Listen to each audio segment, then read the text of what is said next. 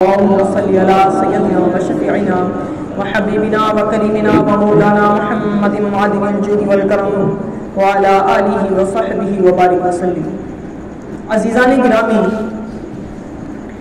انسان کو جس سے جتنی زیادہ محبت ہوتی ہے اس کا اتنا ہی زیادہ ذکر کرتا ہے۔ تو ہمارا یہ ذکر اس بات کی گواہی ہے، ہمارا یہ ذکر اس بات کی گواہی دے رہا ہے، اس بات کا پتہ دے رہا ہے کہ اللہ نے ہمارے دلوں کو اہل بیت کی محبت سے منور کر رکھا ہے۔ اللہ کریم ہماری اس محبت میں مزید اضافہ فرمائے۔ عزیزان گرامی، یہ محبت ہمارے لیے بڑے فخر کی چیز ہے۔ ایک مرتبہ پیارے آقا صلی اللہ علیہ وسلم نے اپنے دو شہزادوں حضرت امام حسن اور حضرت امام حسین رضی اللہ عنہما کے ہاتھوں کو پکڑا اور ارشاد فرمایا کہ جو مجھ سے محبت کرے اور میرے ان دونوں شہزادوں سے محبت کرے اور ان کی والد اور والدہ سے محبت کرے، جنت میں میرے ساتھ ہوگا۔ عزیزان گرامی، اس قدر خوشی کا موقع ہے کہ آج ہم اپنے محبوب بندوں کا ذکر کرنے کے لیے یہاں موجود ہیں جن کی محبت ہمارے لیے آقا علیہ السلام کا پڑوس کا باعث بنے گی۔ اور دوسری طرف دیکھیں تو پیارے آقا صلی اللہ علیہ وسلم نے ارشاد فرمایا، جو قیامت کے دن میرے توسل کی تمنا رکھتا ہو، یعنی جس کو یہ امید لگی ہو کہ میدان محشر میں اس کی شفاعت کروں گا، وہ میرے اہل بیت کو خوشنود رکھے۔ تو اہل بیت اطہار کو خوشنود رکھنا، اہل بیت اطہار کی خوشی حاصل کرنا، یہ ہمارے لیے آخرت کی کامیابی کا باعث ہے۔ عزیزان گرامی، اہل بیت اطہار میں یوں تو ازواج مطہرات بھی ہیں، حضرت علی کرم اللہ تعالی وجہہ الکریم بھی ہیں، حضرت حسنین کریمین رضی اللہ عنہما بھی ہیں، لیکن میرے پیارے آقا صلی اللہ علیہ وسلم نے ارشاد فرمایا، میرے اہل بیت میں سب سے پیاری مجھ کو میری فاطمہ ہے۔ سبحان اللہ، سبحان اللہ۔ خاتون جنت حضرت فاطمہ الزہرا رضی اللہ عنہا کے بارے میں پیارے آقا صلی اللہ علیہ وسلم نے ارشاد فرمایا، میرے اہل بیت میں سب سے زیادہ مجھ کو پیاری میری بیٹی فاطمہ ہے۔ یہی حضرت فاطمہ الزہرا رضی اللہ عنہا ہے جن کے بارے میں پیارے آقا صلی اللہ علیہ وسلم نے ارشاد فرمایا کہ ان کے غضب سے اللہ کا غضب ہوتا ہے اور ان کی رضا سے پروردگار عالم راضی ہوتا ہے۔ سبحان اللہ، سبحان اللہ۔ نعرہ تکبیر، نعرہ رسالت، مسجد اعلی حضرت، شہدائے کربلا، شہدائے کربلا، یا علی۔ تو عزیزان گرامی، یہ ہے شہزادی مصطفیٰ صلی اللہ علیہ وسلم، یہ ہے خاتون جنت حضرت فاطمہ الزہرا رضی اللہ عنہا جن کے بارے میں پیارے آقا صلی اللہ علیہ وسلم نے کیا ارشاد فرمایا کہ ان کے غضب سے پروردگار عالم کا غضب ہوتا ہے اور ان کی رضا سے پروردگار عالم راضی ہوتا ہے۔ فاطمہ الزہرا رضی اللہ عنہا، ان کا کیا مقام و مرتبہ ہے، آپ اندازہ لگائیں۔ جب میدان محشر ہوگا، ہر طرف نفسا نفسی کا ماحول ہوگا، لوگوں کا حال یہ ہوگا کہ کوئی اپنے پسینے میں ڈوب رہا ہوگا، کوئی اپنے اعمال کی وجہ سے پریشان ہوگا، کوئی عذاب میں گرفتار ہوگا، کسی کو اس بات کی فکر ہوگی کہ جلد سے جلد حساب ہو، اس کے بعد جو فیصلہ ہونا وہ فیصلہ ہو جائے۔ کل ملا کر بات یہ ہے کہ ہر بندہ نفسا نفسی کا شکار ہے، ہر بندے کو اپنی پڑی ہوگی۔ اس ماحول میں اللہ اکبر، آپ اندازہ لگائیں خاتون جنت کا کیا مقام و مرتبہ ہوگا۔ آپ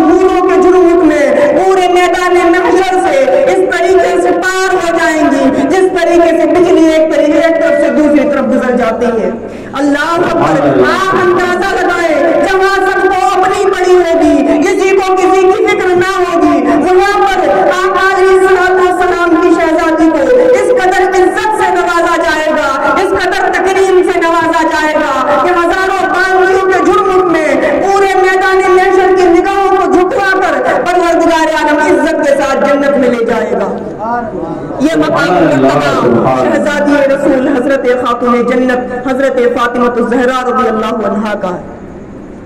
عزیزان گرامی، یہی فاطمہ الزہرا رضی اللہ عنہا ہے۔ جب ان کی ولادت مبارکہ ہوتی ہے تو چاروں طرف نور پھیل جاتا ہے۔ جس مکان میں ولادت ہوئی پورا مکان منور ہو جاتا ہے۔ حضرت فاطمہ الزہرا رضی اللہ عنہا کا یہ تو مقام و مرتبہ آپ نے سن لیا، لیکن آپ زندگی کے حالات کا مطالعہ کر کے دیکھیں کہ حضرت فاطمہ الزہرا رضی اللہ عنہا نے اپنی زندگی کیسے گزاری ہے، جن کا حال یہ ہے کہ دنیا میں رہتے ہوئے جنت کی بشارت مل گئی ہو، اور صرف جنت کی بشارت نہیں بلکہ جنت کی سرداری مل گئی ہو، جن کے صدقے میں تمام لوگوں کو جنت میں جانے کا موقع ملے گا۔ ان کی زندگی کو دنیا میں اٹھا کر دیکھیں، انہوں نے یہ بتا دیا کہ یہ دنیا دار الجزا نہیں ہے، یہ دنیا دار العمل ہے۔ یہاں رہ کر جزا کو تلاش نہیں کرنا، یہاں رہ کر نعمتوں کو نہیں دیکھنا، یہاں رہ کر آسائشوں کو نہیں دیکھنا۔ یہ دنیا دار العمل ہے، یہاں تو اللہ کی اطاعت کرنی ہے، یہاں تو رسول اللہ کی شریعت کو زندہ کرنا ہے، یہاں تو آقا علیہ الصلوۃ والسلام کی سنتوں کی پیروی کرنی ہے۔ جزا دیکھنی ہے تو جنت میں ملے گی، جزا دیکھنی ہے تو آخرت میں ملے گی۔ آپ حضرت فاطمہ الزہرا رضی اللہ عنہا کی زندگی کو اٹھا کر دیکھیں، بچپن کے حالات ہیں۔ جب آپ نے نگاہیں کھولی، آپ کی عمر 5-6 سال کی ہوئی تو آپ علیہ الصلوۃ والسلام نے اعلان نبوت فرمایا۔ اللہ اکبر! سرزمین مکہ پر چاروں طرف سے آپ علیہ الصلوۃ والسلام کی مخالفت ہونے لگی۔ دشمنان اسلام، کفار قریش آپ علیہ الصلوۃ والسلام کی مخالفت کرنے لگے، اور ان کی عداوت اور دشمنی کا یہ عالم تھا کہ وہ صرف آپ علیہ الصلوۃ والسلام کو تکلیف نہیں پہنچاتے بلکہ آپ علیہ الصلوۃ والسلام سے جس کو نسبت تھی اس کو وہ تکلیف پہنچایا کرتے تھے۔ ایک مرتبہ ابو جہل نے معاذ اللہ حضرت فاطمہ الزہرا رضی اللہ عنہا اس وقت کم سن تھی، کم عمر تھی، حضرت فاطمہ الزہرا رضی اللہ عنہا کے ایک چانٹا مار دیا۔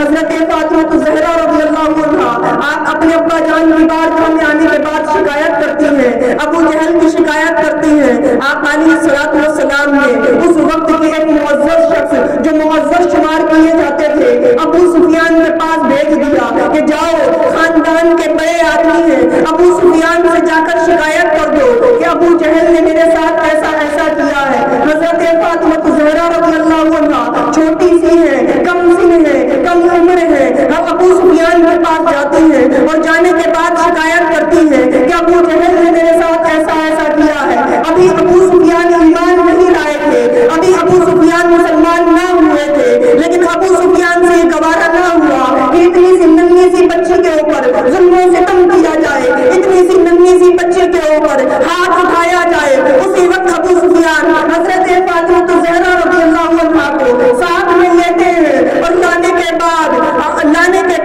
ابو جہل کے پاس پہنچ جاتے ہیں اور اس وقت جا کر کہتے ہیں، اے بیٹی، اے فاطمہ، اپنا بدلہ لے لو۔ حضرت فاطمہ الزہرا رضی اللہ عنہا ابو جہل کے چہرے پر تماچا لگاتی ہے اور اس کے بعد آنے کے بعد آپ علیہ الصلوۃ والسلام سے تذکرہ کرتی ہیں۔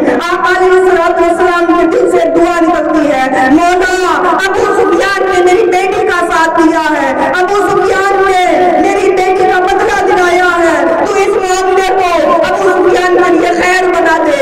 اللہ اکبر! آپ نے ابھی حدیث سنی کہ حضرت فاطمہ الزہرا رضی اللہ عنہا کے غضب سے پروردگار عالم غضب فرماتا ہے اور حضرت فاطمہ الزہرا کی رضا سے پروردگار عالم راضی ہو جاتا ہے۔ تو ابو جہل کا حال تو یہ ہوا کہ میدان بدر میں اس کو قتل کر دیا گیا، اور حضرت ابو سفیان رضی اللہ عنہ کے بارے میں آپ علیہ الصلوۃ والسلام کی دعا قبول ہو جاتی ہے۔ حضرت فاطمہ الزہرا رضی اللہ عنہا کو انہوں نے بدلہ دلایا تھا، پروردگار عالم کو یہ جزا دیتا ہے کہ وہ آخری وقت میں ایمان لے آتے ہیں۔ سبحان اللہ، سبحان اللہ، نعرہ تکبیر، نعرہ رسالت، یا حسین، یا حسین۔ تو عزیزان گرامی، یہ ہے حضرت فاطمہ الزہرا رضی اللہ عنہا۔ ابھی بچپن کا وقت ہے،